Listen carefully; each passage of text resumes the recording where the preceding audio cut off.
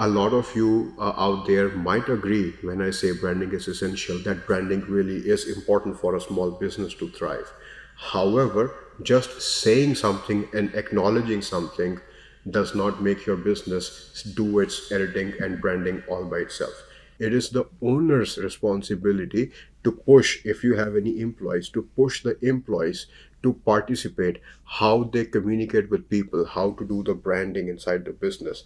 It is your responsibility to make sure that your small business resonates with what the community is asking for.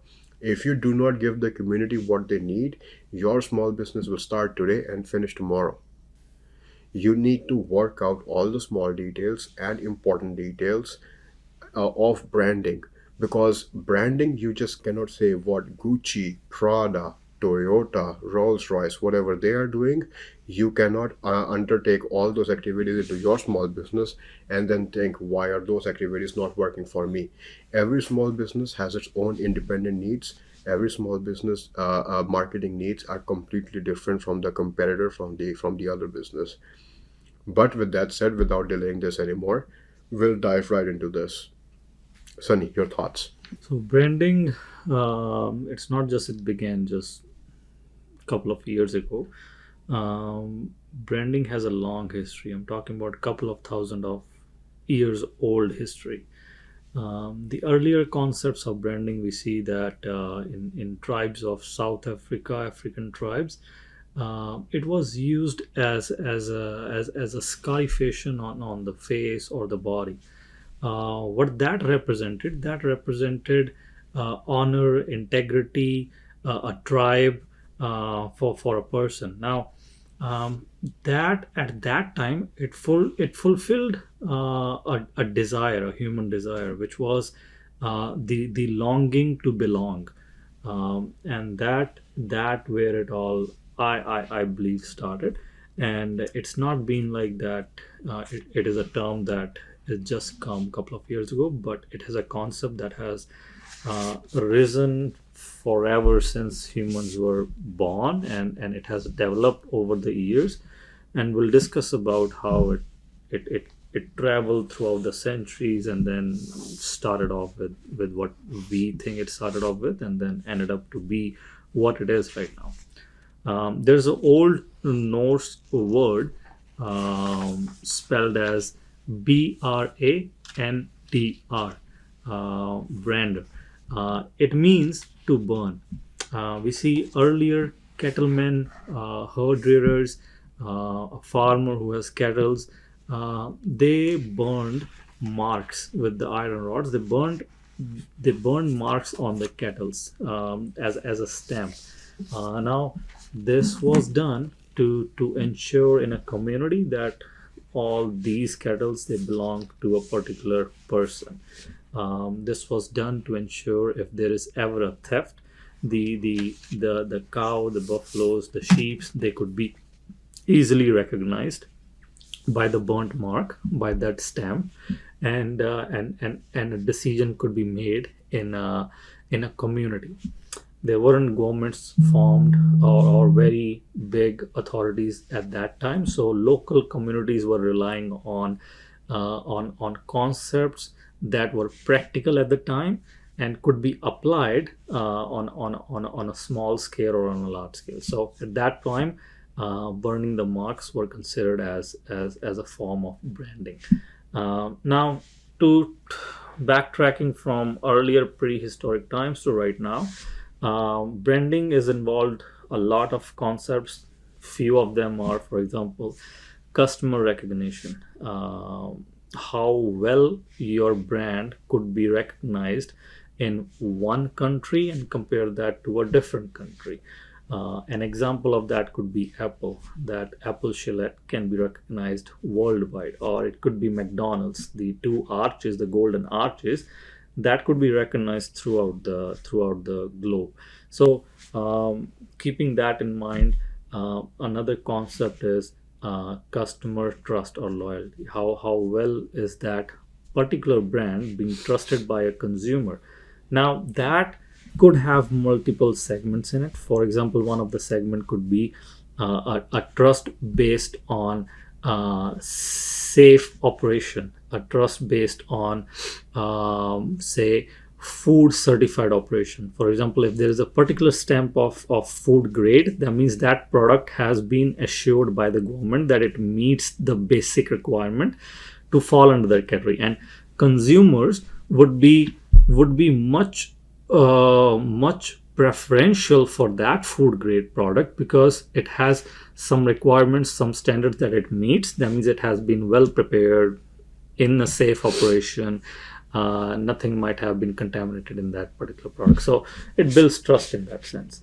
Then the other aspect could be customer experience. How well a customer can explain to the brand ambassadors as to how the brand is treating, how the experience from the point of where that person sees the brand to the person's make a checkout of a particular product to the after sales, what is happening in that area. That concept is very well known by the whole world, and companies are thriving. They have multiple departments on all of these little segments right now. So Yeah, no, I it's understand, Sunny. You're going towards the science of branding, and that is very important.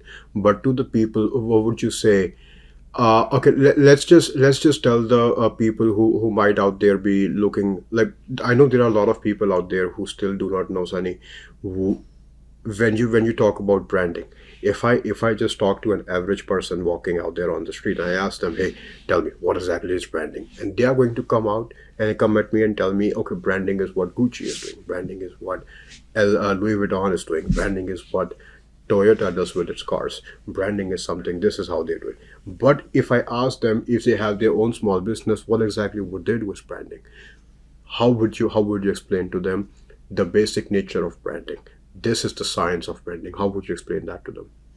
correct. There is a wide array of description in terms of branding. For example, some people might say, "Hey, I have a hotel that I see. There's a sign in the city that says, okay, I'm a motel," or it could be, say, a nameplate on the building itself saying, okay, this is the motel name of it, or it could be a logo on the website, or it could be a particular design that the company is going with. So there's a wide array of things that very much different people describe what branding is. In totality, it is the brand value, what the value holds by the brand, what type of things, products, line of businesses, innovation, what values, what ideas that brand holds, what's the nature of that brand, what's the personality of the brand.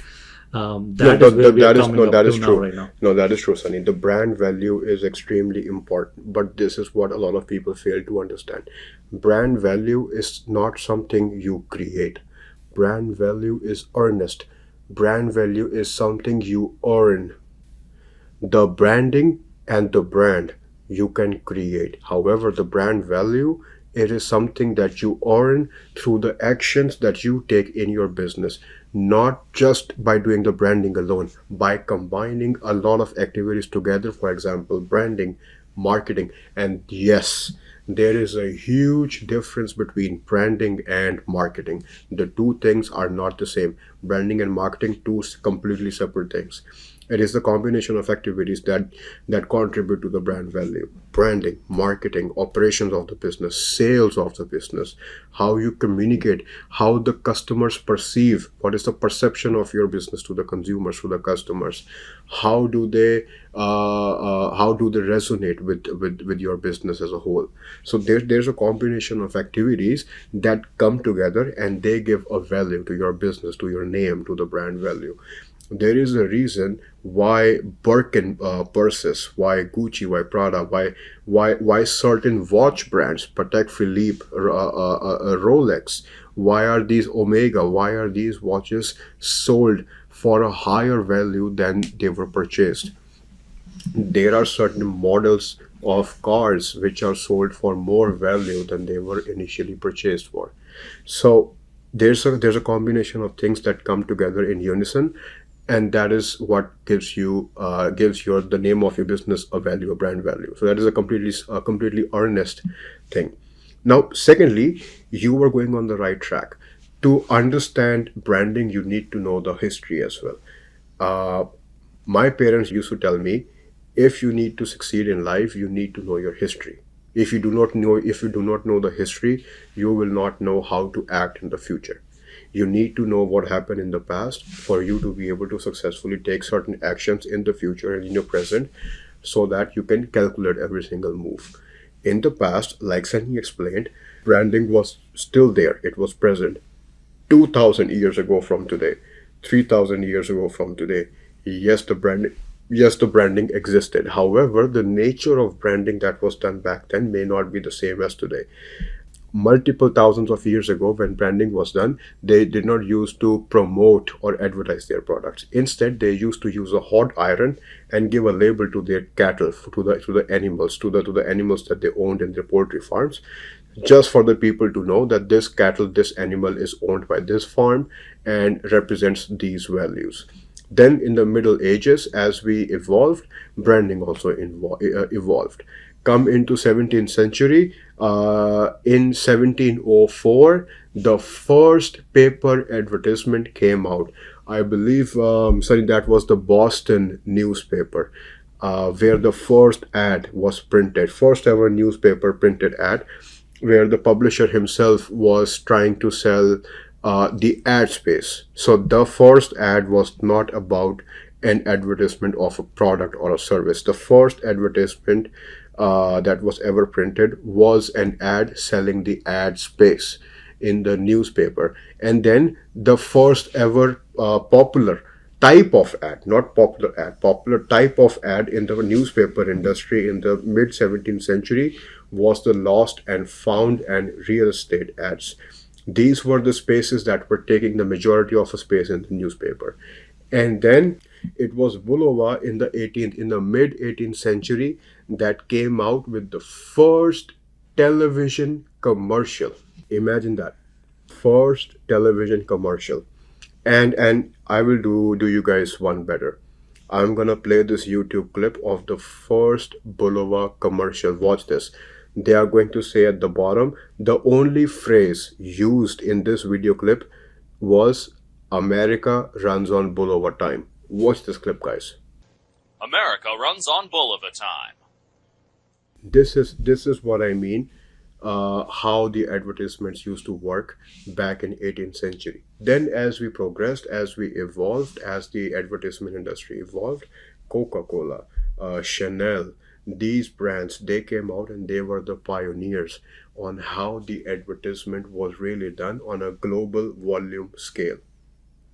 I mean, there are so many tons and tons and tons of examples. Why don't you look at some examples that were done by David Ogilvy? David Ogilvy was one of the very important people when it comes to advertising. His book is still very famous on how the advertisement should be done. He was the one who revolutionized Marlboro cigarettes. He was the one who presented that advertisement, the Rolls Royce ad. Today we know that Rolls Royce is the only car manufacturer today, or one of very few, who can produce engines that do not vibrate or make a lot of sound. You can put a coin on top of a running engine in a Rolls Royce and it will not fall.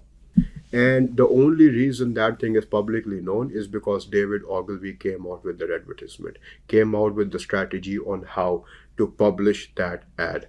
So there is something we need to learn from the history on how branding and marketing really is done, and then steal some concepts from those early days into your own small business.